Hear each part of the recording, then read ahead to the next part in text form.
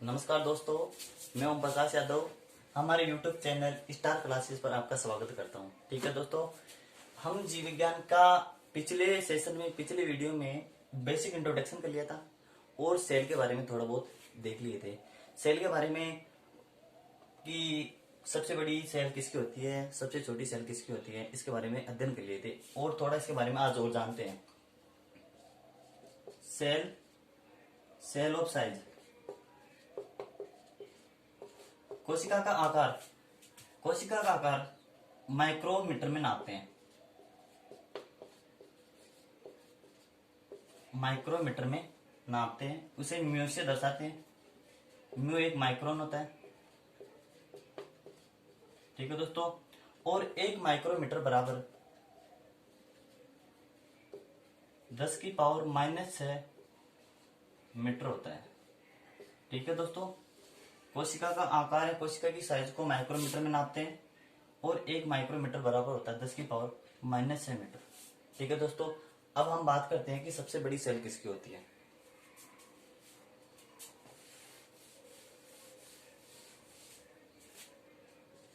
पादप जगत की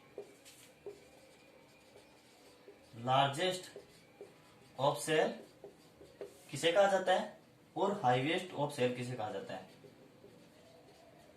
ऑफ सेल किसे कहा जाता है? सबसे बड़ी एवं सबसे भारी। ठीक है दोस्तों, largest and highest cell, ostrich egg, शुतुरमुर्ग का अंडा।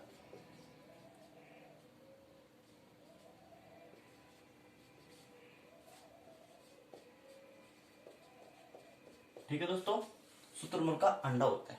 ठीक है दोस्तों, जिसकी साइज लंबाई और चौड़ाई होती है, साइज लॉन्गेस्ट होती है और लंबाई और चौड़ाई में देखते हैं। लंबाई और चौड़ाई में देखते हैं। ठीक है दोस्तों, जिसकी 170 इंटू 135 मैनोमीटर होती है। लेकिन मैंने बोला कि कोशिका का आकार माइक्रोमीटर में नापते हैं, लेकिन ये सेल होती है ना, शुतुरमुर्ग का अंडा, ये बड़ा होता है तो इसको मैनोमीटर में नापते हैं, जिसकी साइज 137 इंटू 135 मैनोमीटर होती है। ठीक है दोस्तों, और भारी कितनी है कोशिका, शुतुरमुर्ग का अंडा कितना भारी है? 1.4 किलोग्राम ये शुतुरमुर्ग का अंडा होता है, इतना भारी होता है।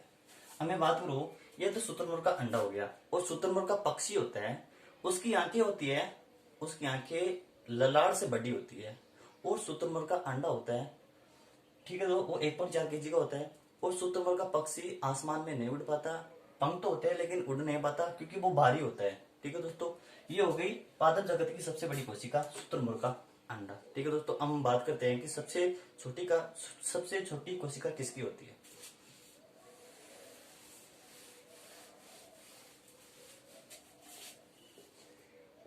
सबसे छोटी कोशिका स्मॉलेस्ट, सबसे छोटी कोशिका होती है माइकोप्लाज्मा गैलीसेप्टिकम।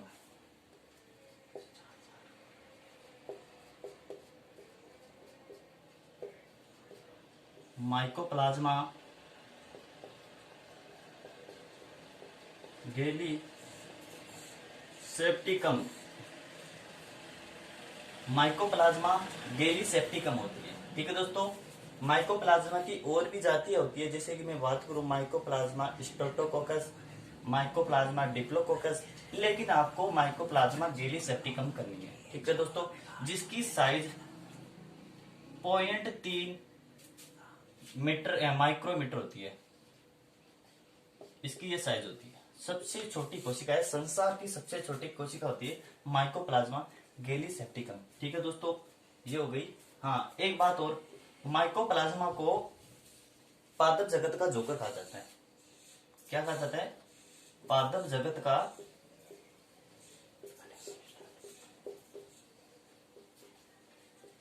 का जोकर कहा जाता है। इसे बहुरूपिया कहा जाता है, बहुरूपिया कहा जाता है। बहुरूपिया इस कारण कहा जाता है, ये अपनी स्थिति में बदल लेता है, अपनी स्थिति को बदल लेता है, इनके बहुत सारे रूप बदल लेता है, इस कारण इसको बहुरूपिया कहा जाता है माइकोप्लाज्मा को। इसको पीपीएलओ भी कहा जाता है, पीपीएलओ। पीपीएलओ की फुल फॉर्म होती है प्लूरो प्लून्यूरिया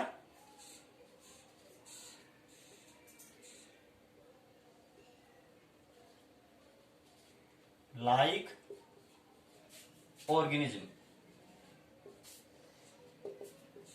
ये होती है पीपीएलओ की फुल फॉर्म। हिंदी में बोलते हैं प्लूरो न्यूमोनिया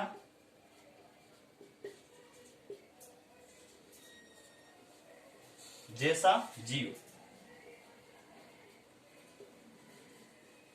ठीक है दोस्तों, ये पीपीएलओ की फॉर्म होती है प्लूरो न्यूमोनिया जैसा जीव। ठीक है दोस्तों, माइकोप्लाज्मा को बोलते हैं पादप जगत का जोकर, बहुरूपिया और पीपीएलओ। ठीक है दोस्तों, ये सबसे छोटी कोशिका हो गई संसार की।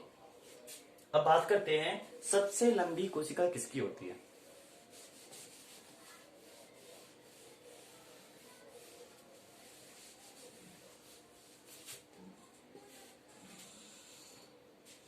लंबी,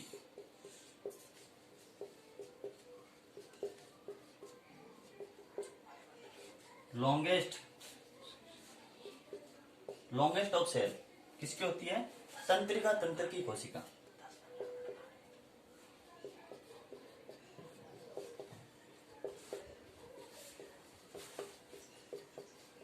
तंत्रिका कोशिका, इसको न्यूरॉन भी कहा जाता है।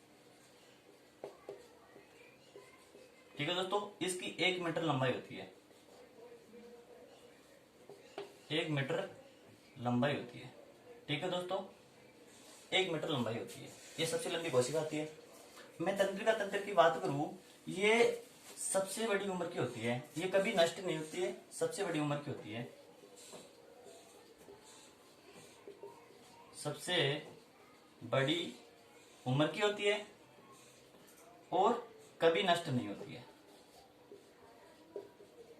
नष्ट नहीं होती है। ठीक है दोस्तों, सबसे लंबी कोशिका होगी तंत्रिका तंत्र की कोशिका, इसको न्यूरॉन कहा जाता है, जिसकी लंबाई 1 मीटर होती है, ये सबसे बड़ी उम्र की होती है, ये कभी नष्ट नहीं होती है। ठीक है दोस्तों, अब हम बात करते हैं कि मानव शरीर होता है, इसकी सबसे छोटी कोशिका किसकी होती है? इसकी सबसे छोटी कोशिका कौन सी होती है? मानव शरीर की सबसे छोटी कोशिका, मानव शरीर की सबसे छोटी कोशिका होती है आरबीसी। ठीक है दोस्तों, मानव शरीर की सबसे छोटी कोशिका होती है आरबीसी। अब मैं बात करूं मानव शरीर की सबसे छोटी प्रजनन कोशिका, वो तो सबसे बड़ी कोशिका होती है तंत्रिका कोशिका, और मानव शरीर की सबसे छोटी प्रजनन कोशिका होती है शुक्राणु होती है। मानव शरीर की सबसे छोटी प्रजनन कोशिका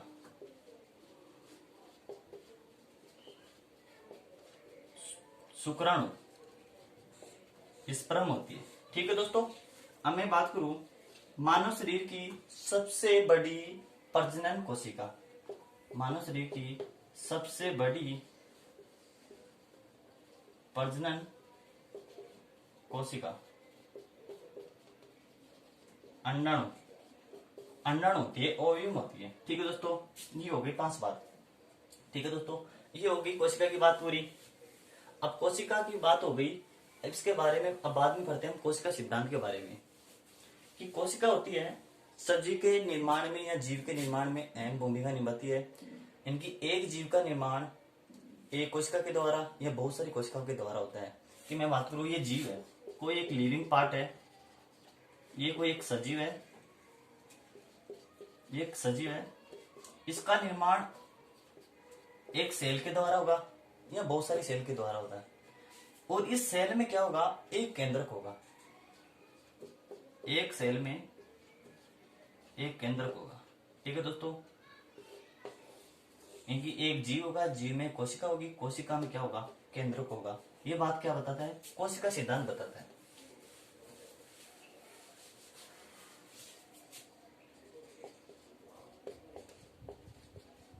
कोशिका सिद्धांत। कोशिका सिद्धांत सबसे पहले स्लाइडेन एंड सवा ने दिया था।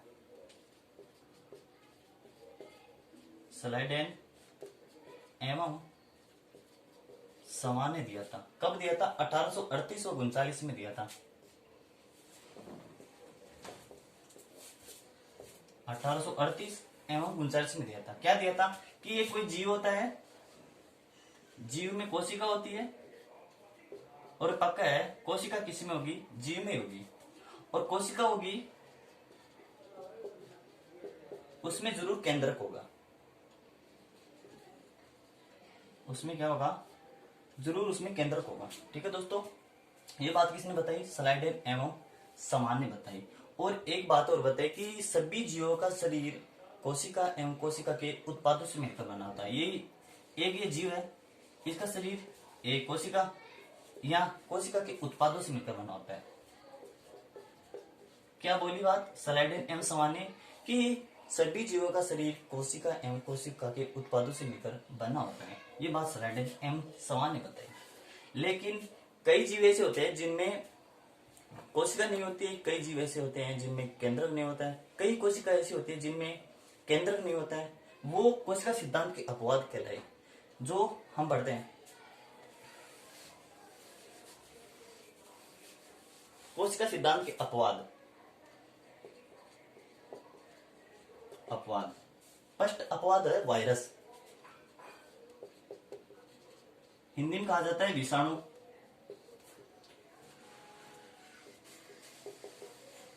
ठीक है दोस्तों, ये एक जीव है, इसमें कोई कोशिका नहीं होती है, मतलब कि अकोशिकीय जीव है।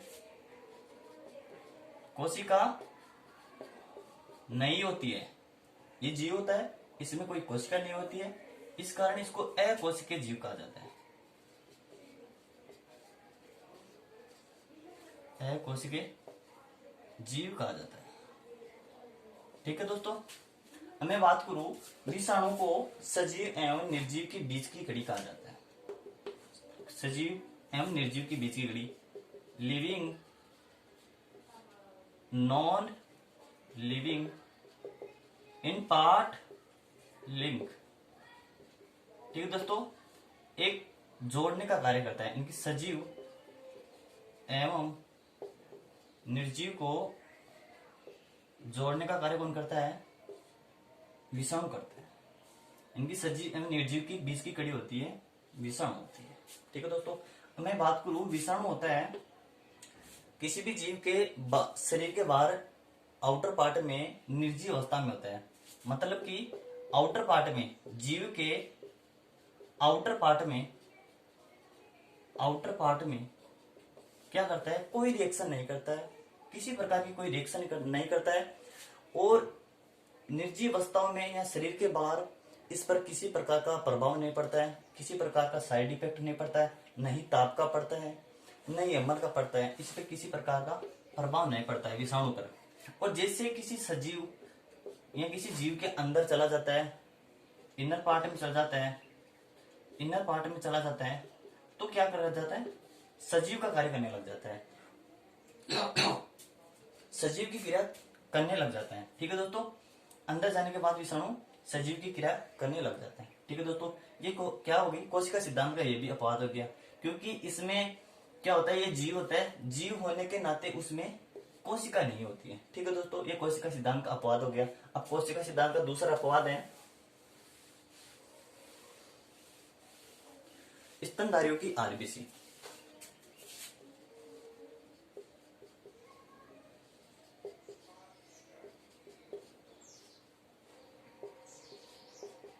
स्तनधारियों की आरबीसी में क्या होता है? केंद्रक नहीं होता है।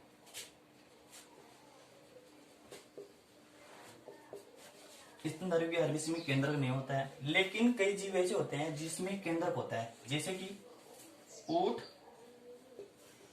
लामा, जिराफ। ये तीन ऐसे स्तनधारी है, ऐसे मेमल्स वर्ग के तीन स्तनधारी है जिसमें आरबीसी पाई जाती है। जिसमें क्या? आरबीसी पाई जाती है। ये अपवाद में भी अपवाद हो गए, इनमें आरबीसी पाई जाती है। और स्तनधारी की आरबीसी में कोई केंद्रक नहीं होता है, लेकिन ऊंट, लामा, जिराफ में आरबीसी पाई जाती है। एक होता है उभयचरी प्राणी मेंढक, मेंढक जो कि एम्फीबिया वर्ग का आता है।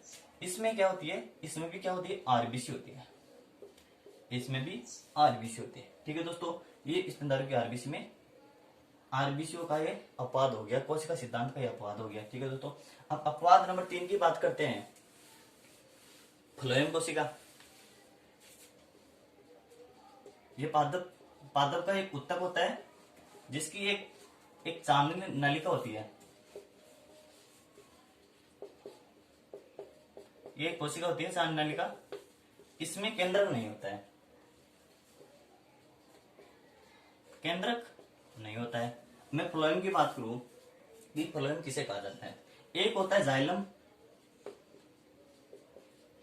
और एक होता है दोस्तों फ्लोएम। जाइलम किसे कहते हैं, वो फ्लोएम किसे कहते हैं, इसके बारे में चर्चा करते हैं। जैसे कि ये पौधा है, ये पौधे की पत्ती है और ये पौधे की जड़ें हैं। ठीक है दोस्तों, और पौधों की जड़ों में क्या होता है, पानी होता है, भूमि में पानी होता है, और ये पानी का अवशोषण कौन करेगी, जड़ें करेगी। ये जड़ होती है, ये पत्तियां होती है। तो जड़ क्या करेगी, पानी का अवशोषण करेगी, अवशोषण करने के बाद क्या करेगी, ऊपर पत्तियों तक पहुंचाएगी। तो ये कार्य किसका होता है, जाइलम का कार्य होता है। जाइलम का क्या कार्य क्या होता है कि पानी का नीचे से या जड़ों से ऊपर तक पत्तियों तक पहुंचाने का कार्य जाइलम का होता है। ये उत्तकी होते हैं जाइलम। ठीक है दोस्तों, अब मैं फ्लोएम की बात करूं, फ्लोएम का कार्य क्या है। जैसे कि पत्तियों पर प्रकाश गिरा, तो प्रकाश गिरा तो क्या हुआ, प्रकाश संश्लेषण की क्रिया हुई, फोटोसिंथेसिस की क्रिया हुई। तो पौधों में क्या होगा, भोजन बनेगा। भोजन बनने के बाद क्या होगा कि वह जड़ों तक जाएगा। तो मतलब कि पत्तियों से जड़ों तक पहुंचाने का खाद्य पदार्थों का फ्लोएम का कार्य होता है। ये जाइलम हो गया, ये फ्लोएम हो गया। ये फ्लोएम की एक चालनी नलिका होती है, ये कोशिका होती है, इसमें कोई केंद्रक नहीं होता है, जो कि ये कोशिका सिद्धांत का अपवाद है। ठीक है दोस्तों, मैं अपवाद नंबर 4 की बात करूं। अपवाद नंबर 4 है कि सभी प्रोकैरियोटिक जीव होते हैं ना,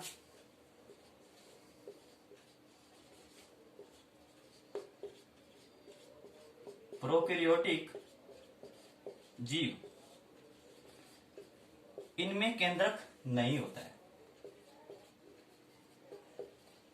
केंद्रक नहीं होता है।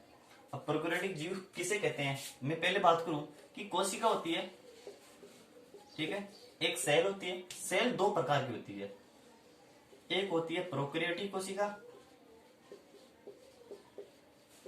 एक होती है प्रोकैरियोटिक कोशिका, दूसरी होती है यूकैरियोटिक कोशिका।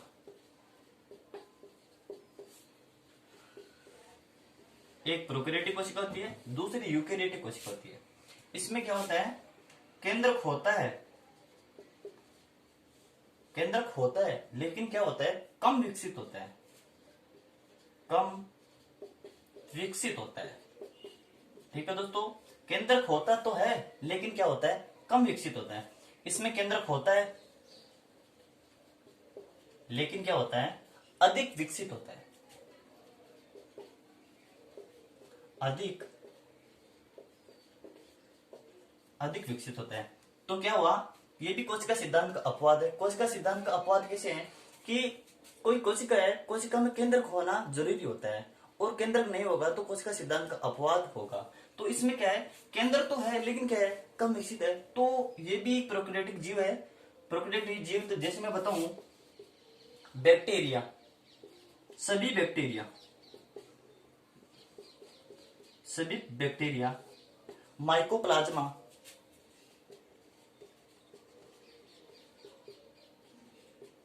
ये क्या है, प्रोकैरियोटिक जीव है।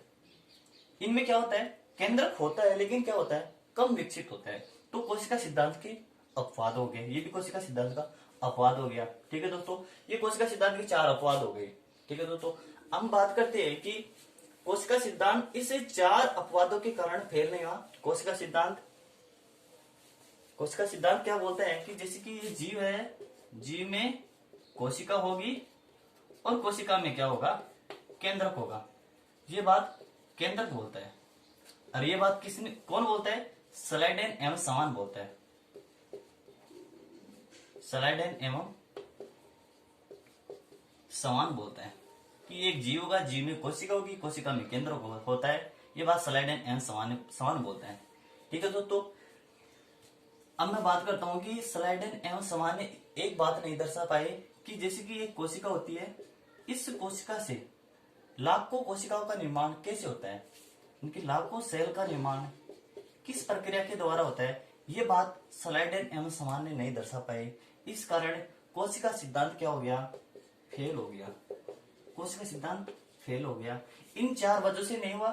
4 वजह कौन सी, स्तनधारियों की आरबीसी में केंद्रक नहीं होता है, वायरस में कोशिका नहीं होती है, प्रोकैरियोटिक कोशिका जैसे प्रोकैरियोटिक जीव होते हैं उनमें केंद्रक नहीं होता है, और फ्लोएम की चाल नलिका में केंद्रक नहीं होता है। इन 4 वजह से नहीं हुआ।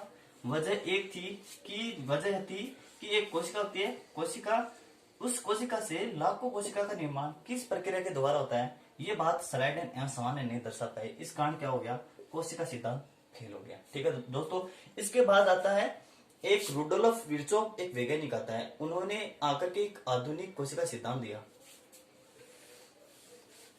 और ये आधुनिक कोशिका सिद्धांत क्या था, आधुनिक कोशिका सिद्धांत किसने दिया, रुडोल्फ विर्चोव।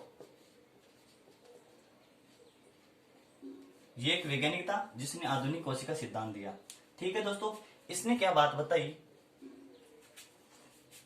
इसने एक बात बताई कि कोशिका होती है, इस कोशिका से दूसरी कोशिका का निर्माण, मतलब ये दूसरी कोशिका है, ये दूसरी कोशिका है,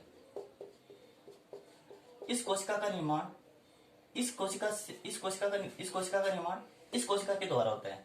तो मतलब ये पुरानी सेल है, इस पुरानी सेल के द्वारा नई सेल का निर्माण किस प्रक्रिया द्वारा हो, पुरानी कोशिकाओं से नई कोशिका का निर्माण किस प्रक्रिया के द्वारा हुआ, ये बात रुडोल्फ विर्चोव ने बताई। एक प्रक्रिया थी कोशिका विभाजन, कोशिका विभाजन की नई कोशिकाओं का निर्माण पुरानी कोशिकाओं के द्वारा होता है, वो एक कोशिका विभाजन की प्रक्रिया के द्वारा होता है। ये बात रुडोल्फ विर्चोव ने बताई। ठीक है दोस्तों, क्या बताई कि पुरानी कोशिकाओं से नई कोशिकाओं का निर्माण एक कोशिका विभाजन की प्रक्रिया के द्वारा होता है। इस कारण एक सेल से लाखों सेल का निर्माण हो जाता है। ये बात रुडोल्फ विर्चोव ने बताई, 1855 में बताई। ठीक है दोस्तों, फिर 1855 में तो ये बात बताई, और 1858-59 में ये सिद्धांत दे दिया, आधुनिक कोशिका सिद्धांत। 1858-59 में ये सिद्धांत दे दिया, और 1855 में ये बात बताई। और इसने एक कथन दिया, एक स्टेटमेंट दिया। स्टेटमेंट क्या था, एक स्टेटमेंट दिया, नहीं वह हिंदी में है, नहीं वह इंग्लिश में, एक सामान्य भाषा है। ओमनिस सेलुला ओ ई सेलुला, ये स्टेटमेंट दिया। किसने दिया, रुडोल्फ विर्चोव ने दिया। ओमनिस का मतलब होता है नई कोशिका,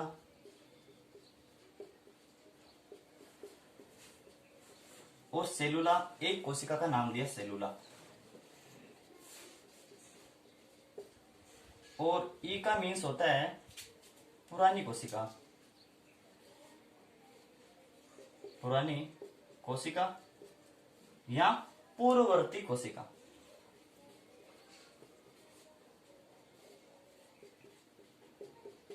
ठीक है दोस्तों, कि क्या दिया, पुरानी कोशिकाओं से नई कोशिकाओं का निर्माण एक कोशिका विभाजन की प्रक्रिया द्वारा होता है। ये बात रुडोल्फ विर्चोव ने बताई, एक कथन के माध्यम से बताई।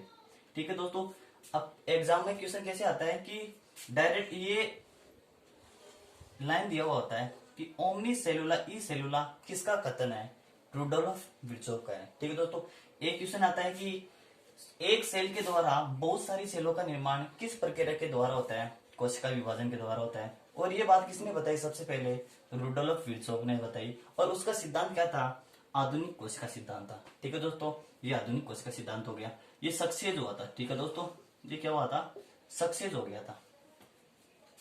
अब हम बात करते हैं ये कोशिका हो गया, कोशिका सिद्धांत हो गया, और बायोलॉजी का बेसिक इंट्रोडक्शन कर लिया हमने।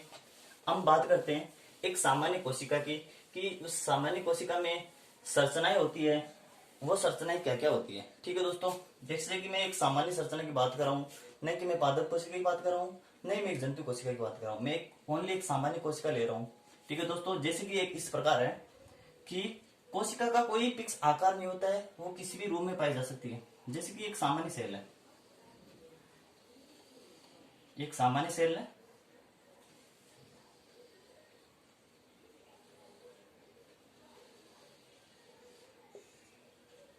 ठीक है दोस्तों, एक सामान्य सेल है, नहीं मैं पादप कोशिका की बात कर रहा हूँ, नहीं मैं जंतु कोशिका की बात कर रहा हूँ, एक सामान्य सेल है जिसकी ये बाह्य परत होती है, उसको कहा जाता है सेल वॉल। हिंदी में कहा जाता है कोशिका भित्ति।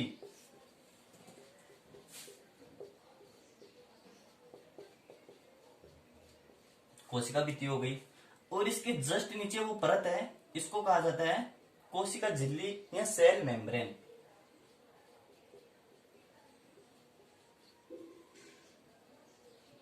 सेल मेम्ब्रेन या कोशिका झिल्ली।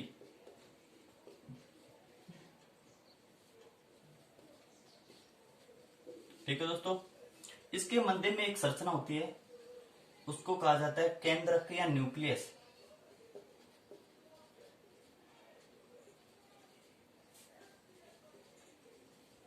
ठीक है दोस्तों, इस केंद्रक में क्या क्या होता है, डीएनए होता है, आरएनए होता है, गुणसूत्र होता है, जीन होता है।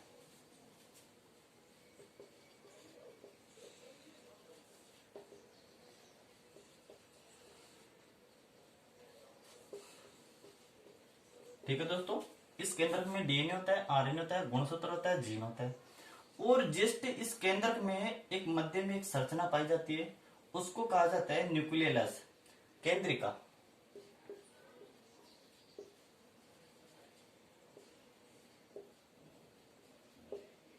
केंद्रिका, जिसकी खोज फोंटाना ने की थी।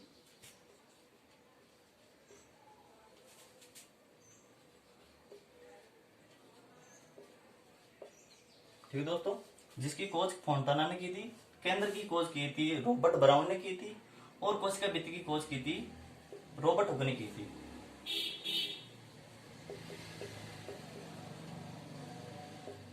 इन सभी के बारे में एक एक के बारे में अलग से पढ़ेंगे। कोशिका भित्ति के बारे में पढ़ेंगे, सेल मेम्ब्रेन के बारे में पढ़ेंगे, केंद्र के बारे में पढ़ेंगे, केंद्र में डीएनए के बारे में, आरएनए, गुणसूत्र, जीन और केंद्र के बारे में पढ़ेंगे। ठीक है दोस्तों, मैं एक सामान्य बात कर रहा हूँ, इसमें केंद्रक, ये केंद्रक है, ये केंद्रक झिल्ली है, ये कोशिका झिल्ली, यहाँ कोशिका झिल्ली, ये केंद्रक है। इन दोनों के मध्य एक द्रव्य भराव होता है, एक द्रव्य भरा होता है, उसको कहा जाता है कोशिका द्रव्य या जीव द्रव्य या प्रोटोप्लाज्म। प्रोटोप्लाज्म या कोशिका द्रव्य। ठीक है दोस्तों, ये हो गया कोशिका द्रव्य।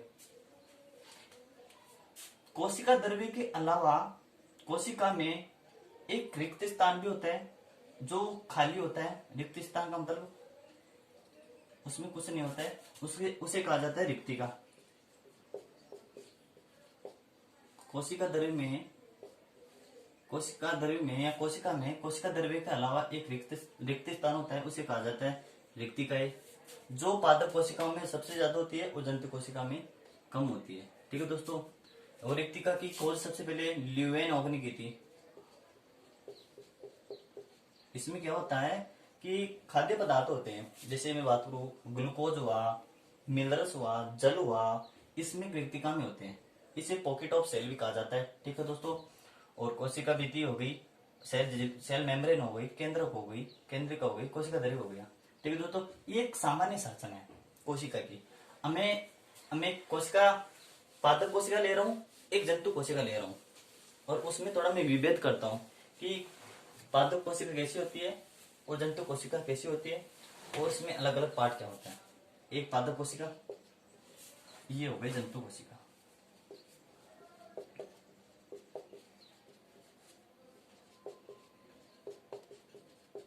जैसे कि ये पादप कोशिका है, उसमें केंद्रक हो गया, और ये जस्ट कोशिका भित्ति के जस्ट नीचे परत है कोशिका झिल्ली। ये हो गई कोशिका भित्ति।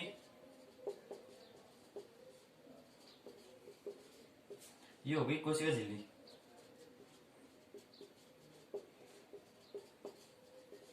ये हो गया केंद्रक। केंद्रक में बता दिया था मैंने कि डीएनए होता है, आरएनए होता है, गुणसूत्र होते हैं और जीन होता है। ठीक है दोस्तों। और इसमें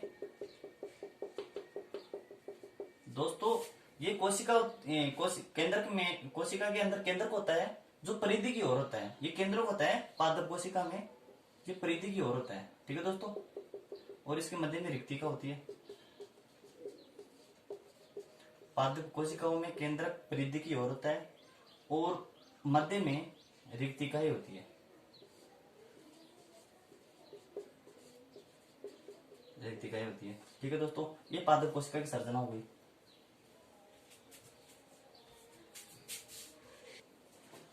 ठीक है दोस्तों। ये पादप कोशिका की संरचना हो गई। अब जंतु कोशिका की संरचना इसी प्रकार बनाते हैं। ये हो गई कोशिका झिल्ली।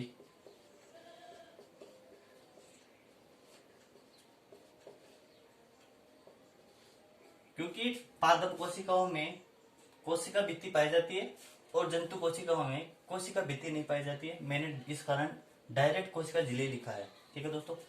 इसके मध्य में होता है केंद्रक।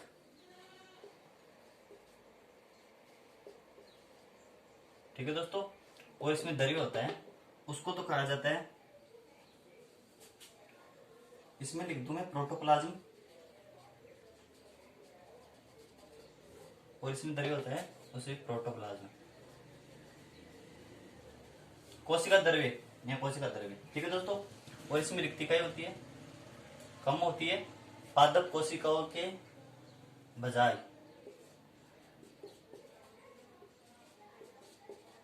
ये हो गई पादप कोशिका, ये जंतु कोशिका। ठीक है दोस्तों। पादप कोशिका में और जंतु कोशिका में थोड़ा फर्क है कि पादप कोशिका में क्या होता है कि कोशिका भित्ति पाई जाती है और जंतु कोशिकाओं में पादप में कोशिका भित्ति नहीं पाई जाती है। एक बात और आती है कि पादप कोशिकाओं में केंद्रक होता है, वो एक परिधि की तरफ होता है, कोशिका झिल्ली की तरफ होता है। केंद्रक होता है जो परिधि की तरफ होता है। ठीक है दोस्तों। और क्या होता है कि जंतु कोशिकाओं में केंद्रक होता है जो मध्य में होता है। ठीक है दोस्तों। ये पादप कोशिका का थोड़ा सा अंतर है। ठीक है दोस्तों। हम बात करते हैं कोशिका भित्ति के बारे में। ठीक है दोस्तों। कोशिका भित्ति के बारे में पढ़ते हैं।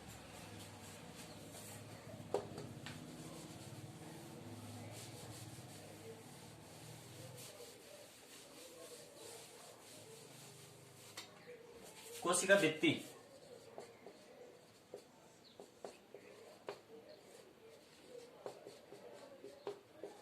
कोशिका भित्ति इंग्लिश में कहा जाता है सेल वॉल। ठीक है दोस्तों। इसकी खोज सबसे पहले रॉबर्ट हुक ने की थी। ठीक है दोस्तों। ये कोशिका को आकार एवं आकृति प्रदान करती है। रॉबर्ट हुक ने खोज की और ये आकृति व आकार प्रदान करती है कोशिका को। तीसरी बात है ये सेल्यूलोज की बनी होती है।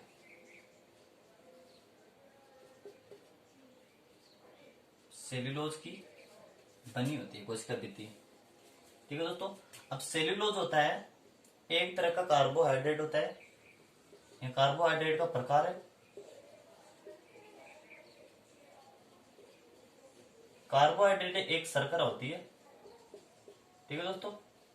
शर्करा होती है और शर्करा तीन प्रकार की होती है, मोनोसेकेराइड, डाइसेकेराइड, पॉलीसेकेराइड, जो जिसमें से सेल्यूलोज एक पॉलीसेकेराइड शर्करा है।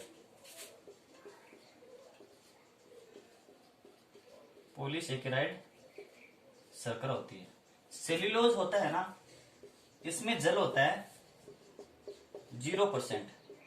जल होता है क्या 0%।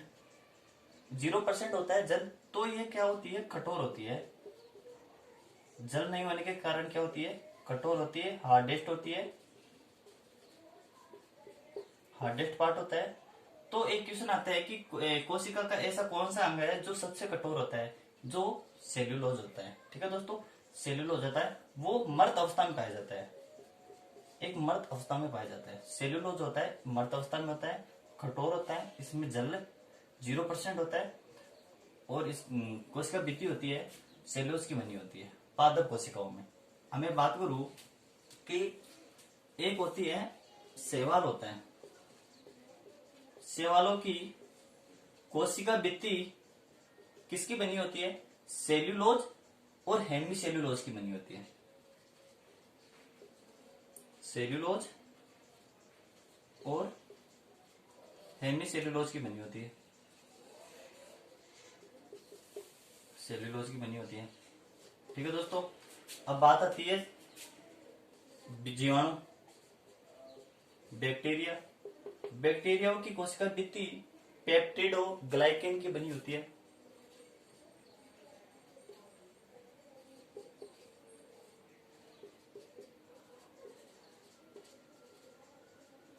पेप्टिड और ग्लाइकेन की बनी होती है।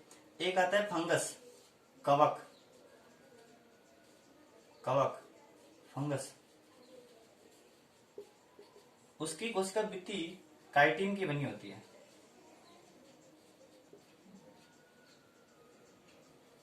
उसकी कोशिका भित्ति किसकी बनी होती है? काइटिन की बनी होती है। एक होता है डायटस,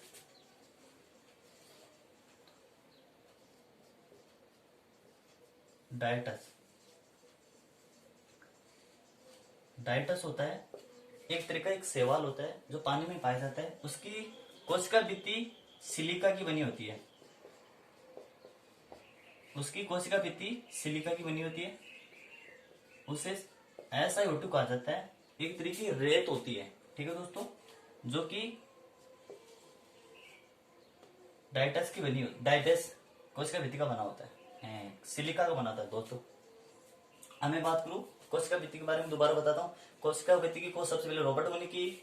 उसका कोशिका भित्ति का कार्य आकार व आकृति प्रदान करना कोशिका को। ये सेल्यूलोज की बनी होती है पादप कोशिका में।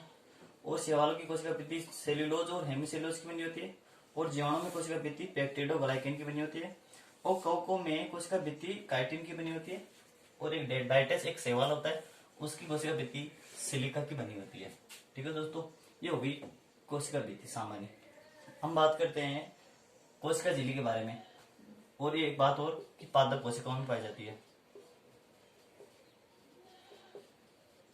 वो बाह्य आगतों से सुरक्षा प्रदान करती है।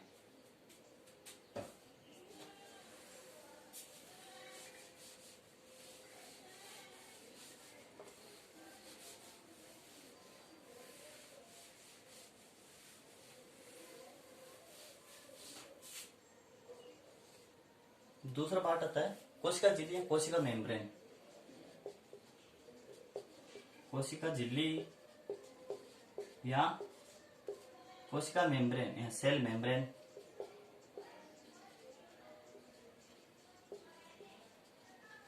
ठीक है दोस्तों, कोशिका झिल्ली ये पादप कोशिकाओं में पाई जाती है और जंतु कोशिकाओं में पाई जाती है। ठीक है दोस्तों, पादप कोशिकाओं में कोशिका झिल्ली इनर पार्ट में होती है, इनर पार्ट में होती है, मतलब कि अंदर की तरफ होती है। जैसे कि ये कोशिका है, कोशिका की बाहरी परत कोशिका भित्ति होती है, और जस्ट नीचे होती है कोशिका झिल्ली। ये होती है कोशिका झिल्ली, ये कोशिका झिल्ली है जो पादप कोशिकाओं में पाई जाती है और जंतु कोशिकाओं में पाई जाती है। पादप कोशिकाओं में कोशिका झिल्ली इनर पार्ट में होती है। ठीक है दोस्तों, पादप कोशिकाओं में कोशिका भित्ति कोशिका झिल्ली इनर पार्ट में होती है, और जंतु कोशिकाओं में कोशिका झिल्ली आउटर पार्ट में होती है।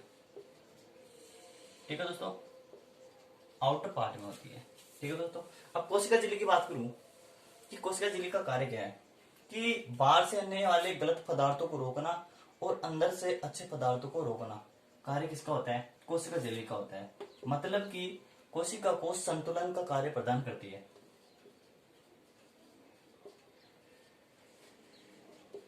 का कार्य प्रदान करती है। ये कोशिका झिल्ली फोस्फोलिपिड की बनी होती है।